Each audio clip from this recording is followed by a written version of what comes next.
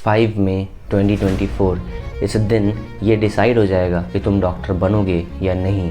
And आज का date है 4 अप्रैल 2024, मतलब एग्जैक्टली एक महीना पहले। डरो मत, तुम्हारा नीट कल नहीं है, तुम्हारे पास अभी भी 30 दिन है। इन 30 दिन के अंदर a lot can happen.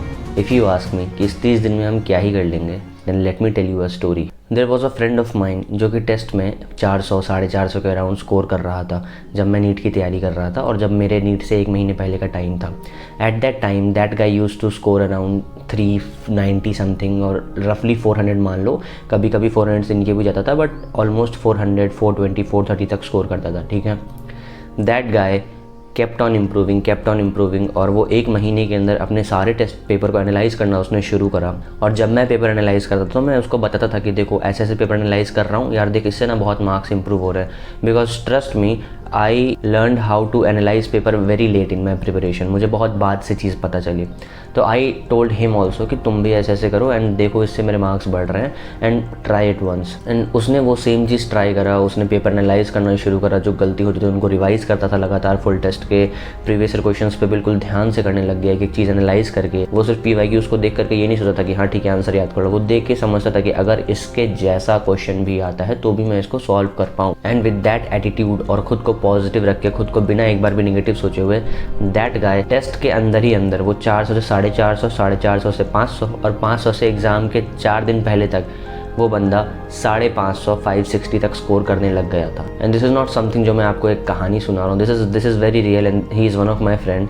And वो 550 के अराउंड स्कोर करने लग गया था। और जिस दिन नीट का एग्ज़ाम होता है उसके एक दिन पहले जब उसने FTS दिया, उसके 570 नंबर आए थे।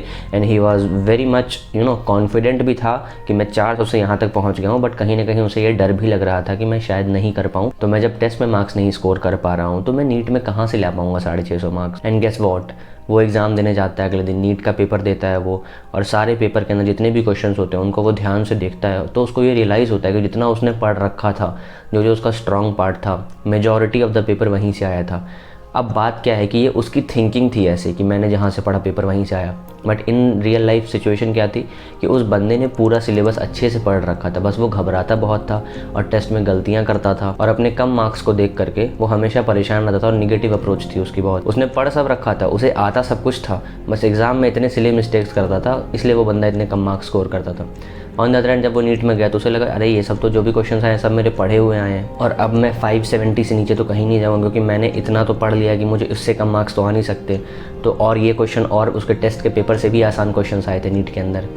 उस बंदे ने पूरा पेपर उठाया, सॉल्व करना शुरू किया, एंड सॉल्व करते करते करते करते उसने ये रियलाइज़ किया कि उसके काफ़ी क्वेश्चन सही हो गए हैं। ऑन द अदर हैंड कुछ ऐसे क्वेश्चन थे जो उसको नहीं आते थे फॉर ऑब्वियस रीजंस, तो उसने उन क्वेश्चन के अंदर तुक्का लगाया या जैसे भी करा उसने उन क्वेश्चंस को भी सॉल्व करा। And guess what, he scored 645 marks in the NEET examination. 645 NEET के अंदर बहुत ज़्यादा मार्क्स होते हैं किसी एक ऐसे बच्चे के लिए जो एक महीने पहले 400 मार्क्स ला रहा हो। तो एक बात समझो, 30 दिन की मेहनत किसी इंसान को 400 से उठा करके, 400 का तुम ये समझो 300s में था ना, 390 से जितने भी थे, वहाँ से उठा करके अगर नीट में 645 पे ले जा करके रख सकता है, तुम उसको लक बोलो या कुछ भी बोलो, तो तुम्हारे साथ क्यों नहीं हो सकता है। The only thing that you are doing wrong is अपने बारे में गलत सोचना, अपने बारे में एक निगेटिव अप्रोच रखना।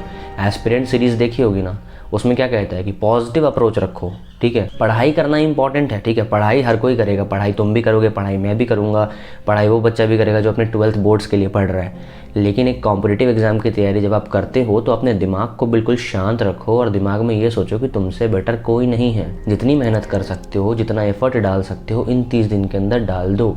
अगर 16 17 घंटे भी पढ़ना पड़े तो पढ़ लो। बहुत लोग तुम में से ये सोचेंगे कि ये बहुत ज़्यादा बोल रहे हैं, इतना ज़्यादा नहीं पढ़ना होता है। मैं सच बता रहा हूँ, मैंने लास्ट के टाइम पे खुद एक महीना जब बचा था मैंने 15 घंटे पढ़ाई डेफिनेटली की है, और लास्ट के एक हफ्ते जब बचे थे मैंने 18 घंटे पढ़ाई की है। It might sound very foolish of me कि इतना ज़्यादा क्यों पढ़ते थे, बिकॉज मैं सच बताऊँ मुझे हमेशा लगता था कि मैं कम मेहनत कर रहा हूँ, मुझे और करना चाहिए, और that's how I kept on pushing my limit. I won't recommend someone जो कि अभी 6 7 8 घंटे पढ़ रहा है कि तुम 15 घंटे पढ़ने लग जाओ, 16 घंटे पढ़ने लग जाओ, but it's just for those people जिनको सच में लगता है कि भाई सिलेक्शन लेना है किसी भी हालत में। अभी भी मैं मार्क्स से बहुत पीछे हूँ। तुम ये सोचो, मैं टेस्ट के अंदर 600 के ऊपर मार्क्स स्कोर कर रहा था, तब जा करके मैं 12 15 घंटे पढ़ रहा था। अगर तुम 400 स्कोर कर रहे हो तो सोचो तुम्हें कितना ज़्यादा पढ़ने की अभी ज़रूरत है। तो कभी भी लगे कि तुम बहुत ज़्यादा पढ़ रहे हो, बहुत कम पढ़ रहे हो, कुछ मत करो, एक टेस्ट दे करके आओ, अपने मार्क्स देखो टेस्ट में कितने मार्क्स आए, पेपर एनालाइज करो, रिवाइज करो, ख़त्म।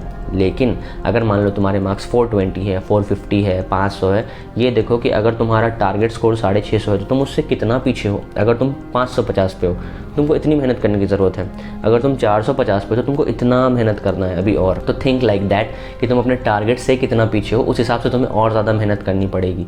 अगर आप रेस भागते हो और रेस में बहुत ज़्यादा पीछे हो तो और तेज़ भागने की ज़रूरत है, या फिर और स्लो हो जाओगे सोच के कि नहीं यार अब तो जीत ही नहीं पाएंगे। अरे बेवकूफ़, कम से कम थोड़ा तो भागो, थोड़ी तो एफर्ट्स डालो। लास्ट में देखो, अगर तुम नहीं सेलेक्ट होते हो, अपने दिमाग में तुमने मान लिया तुम सेलेक्ट नहीं होते हो, क्या सिनेरियो होगा, घर वाले क्या बोलेंगे, दोस्त क्या बोलेंगे, रिश्तेदार क्या बोलेंगे, तुमने अपने माइंड में हर चीज़ इमेजिन कर ली है, ठीक, और तुमने सिनेरियो भी सोच लिया क्या होगा। इन द एंड अपनी नज़र में तुम्हारी इज्जत नहीं नीचे होनी चाहिए, मतलब अपनी नज़र में अपना सेल्फ इस्टीम नहीं ख़राब होना चाहिए। अगर मान लो मेहनत ही नहीं करोगे तो खुद को क्या जवाब दोगे। यू नो वॉट, एक चीज़ होती है जिसको हम लोग कॉन्फिडेंस कहते हैं। जब मेडिकल कॉलेज के अंदर आ भी जाओगे तो you won't be that much confident कि मैं कुछ कर पाऊँगा या मुझसे हो पाएगा, नहीं हो पाएगा, क्योंकि तुमने तो मेहनत ही नहीं करी ना। मेहनत करते रहना और मेहनत को जा करके लास्ट में छोड़ देना, ये बहुत बेकार चीज़ होती है। इससे अच्छा तो तुम पूरे साल नहीं पढ़ते, लेकिन तुमने थोड़ी भी अगर पढ़ाई की, थोड़ी भी अगर मेहनत की, तुम 200 नंबर भी लाते हो यार, तो भी मतलब ये होता है कि तुम्हें कुछ ना कुछ आता है। मैं ये नहीं कह रहा हूँ कि ज़िंदगी भर बैठ के नीट ही देते रहो, लेकिन अगर अभी नीट अटैम्प्ट करने वाले हो, फॉर्म फिल कर दिया है, तो क्यों ना अच्छे से पढ़ लो, एक ऑनेस्ट अटैम्प्ट तो दे सकते हो ना यार। ज़िंदगी में हर बार मौके नहीं मिलते हैं, ये बहुत छोटा सा लेवल है जहाँ पे तुम्हें सक्सेसफुल होने का एक मौका मिलता है। बहुत आसान स्टेप है MBBS, समझ रहे हो। इसके अलावा अगर तुम और मेथड खोजो सक्सेसफुल होने के, चाहे तुम क्रिकेटर बन जाओ, एक्टर बन जाओ, एंटरप्रेन्योर बन जाओ, तीनों बहुत मुश्किल है, लेकिन नीट निकालना ज़्यादा आसान है, ऑनेस्टली बता रहा हूँ, ठीक है। नीट निकालने में कुछ नहीं, तुम्हें पता है क्या पढ़ना है, तुम्हें पता है यहाँ से क्वेश्चन आएगा, तुम्हें बार बार उस चीज़ को रिवाइज़ करना है, अपनी गलतियाँ एलिमिनेट करनी है, सिंपल, डन भाई। बस यही तो करना है नीट के एग्ज़ाम में, और घबराना नहीं है, पेशेंट रहना है, ठीक है, और कॉन्फिडेंट रहना है। सबसे इंपॉर्टेंट चीज़ कॉन्फिडेंट रहना है। तुमसे बहुत सारे लोगों की उम्मीदें जुड़ी हुई हैं, इंक्लूडिंग मी। मैं मजाक से हट के बता रहा हूँ, मैं तुम लोगों से बहुत ज़्यादा उम्मीदें लेके बैठा हुआ हूँ, and this is not wrong expect करना, क्योंकि आप एक्सपेक्ट उन्हीं से करते हो जो केपेबल होते हैं। जो लोग ये वीडियो देख रहे हो, तुम लोग जो ये वीडियो देख रहे हो, आई एम एक्सपेक्टिंग कि तुम सब बहुत अच्छा नीट के अंदर स्कोर करोगे। उसके लिए मुझे कुछ नहीं चाहिए, मुझे बस इतना चाहिए कि ये 30 दिन जो हैं तुम्हारे, I will work along with your side. मैं तुम्हारे साथ साथ मेहनत कर रहा हूँ। मेरे खुद एग्जाम्स आने वाले हैं सेकंड ईयर के, still I am trying to make videos. रोज़ मैं वीडियोज़ बना रहा हूँ, रोज़ तुम्हारे लिए लेक्चर अपलोड कर रहा हूँ, हर चीज़ कर रहा हूँ। क्यों कर रहा हूँ? तुम लोगों के लिए। It's free of cost. ये बिल्कुल नया चैनल है, ना ही ये चैनल मोनेटाइज्ड है, ना ही मुझे इस चैनल से कुछ फ़ायदा हो रहा है। इट्स जस्ट बिकॉज कि मैं चाहता था कि कहीं पर आकर के मैं तुम लोगों को फ्री में वो चीज़ें पढ़ा पाऊँ जो मुझे किसी ने नहीं पढ़ाया था, जो मैंने खुद से पढ़ा था NCERT बैठ के लास्ट के टाइम पे। अगर वो दोस्त मेरा 400 से लेकर के 650 तक पे जाके बैठ सकता है नीट के अंदर, तो तुम भी यहाँ से यहाँ जा सकते हो। और एक बात समझो, ये एक कहानी थी जो मुझे पता थी पर्सनली, जो मैंने तुम्हें बताया। ऐसी कितनी सारी कहानियाँ होती हैं जिनको कोई नहीं जानता। और ये सब मैं इसलिए नहीं हवा में बातें नहीं कर रहा हूँ, I have seen them, I have actually seen them. And मान लो तुम 200 नंबर ला रहे हो भी, मान लो तुम 400 नंबर ला रहे हो भी, बट एक बात बताओ मेरे दोस्त, कुछ ऐसा करो, कुछ ऐसी मेहनत करो, कुछ इतनी ज़्यादा पढ़ाई करो, इतना ज़्यादा मेहनत करो कि कल को तुम्हारी कहानी ऐसी हो कि मैं जाके सबको सुनाऊँ कि पता है वन ऑफ माई सब्सक्राइबर्स जो था वो 400 नंबर भी नहीं, वो 200-300 लाता था और नीट में जाके उसने 650 के ऊपर स्कोर करा। कहानियाँ तो रोज़ नई नई बन सकती है ना। अगर तुम अभी 200 ला रहे हो तो तुम 600 जा सकते हो। खुद के ऊपर भरोसा रखो। सबसे पहली चीज़ है खुद के ऊपर भरोसा रखना। दूसरा है सारे PYQ सॉल्व करना, ताकि तुमको आइडिया लगे क्या आता है क्या नहीं आता है। तीसरा ये है NCERT को बिल्कुल पकड़ के चलना, जो कि मैं तुम्हारी करवाऊँगा। फिजिक्स की पूरी NCERT में कवर करवाने की कोशिश कर रहा हूँ। मेरे से जितना हो रहा है मैं रोज़ वीडियो डाल रहा हूँ। कल मेरी तबीयत ख़राब थी, that's why I could not post, but आज मैं लेक्चर डाल दूंगा ऑब्वियसली। चौथी चीज़ है रिवीजन करना। रिवाइज कैसे करेंगे हम? अपने टेस्ट पेपर को लीजिए, टेस्ट पेपर में जो गलतियाँ हो रही हैं उनसे ले लेकर के आप टॉपिक्स को रिवाइज करिए। तो वही सेम चीज़ है, टॉपिक वाइज रिवीजन करो, पॉजिटिव रहो, पढ़ते रहो। लास्ट का 1 महीना बचता है, इसके अंदर अपने को बहुत अच्छे से स्ट्रांगली हर चीज़ कवर करनी है। And I will make sure कि तुम हर एक बच्चा जो ये वीडियो देख रहा है, तुम हर एक बच्चा एटलीस्ट सेलेक्ट ना हो तो अपने मार्क्स इंप्रूव कर सको और खुद के अंदर ये कॉन्फिडेंस ला सको कि मैं अगर यहाँ पे मेहनत करके इतना कर सकता हूँ तो अपने लाइफ में कुछ भी कर सकता हूँ। तुम नीट से कुछ भी नहीं सीखते हो, तो तुम मेहनत करना ज़रूर सीखते हो।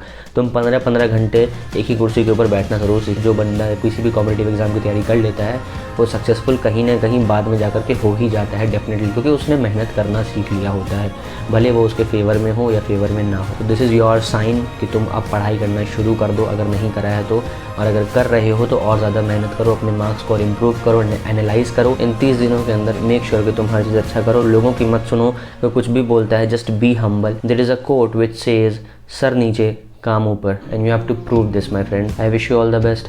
मिलते हैं रात को लेक्चर के साथ, तक के लिए टेक केयर एंड बाय।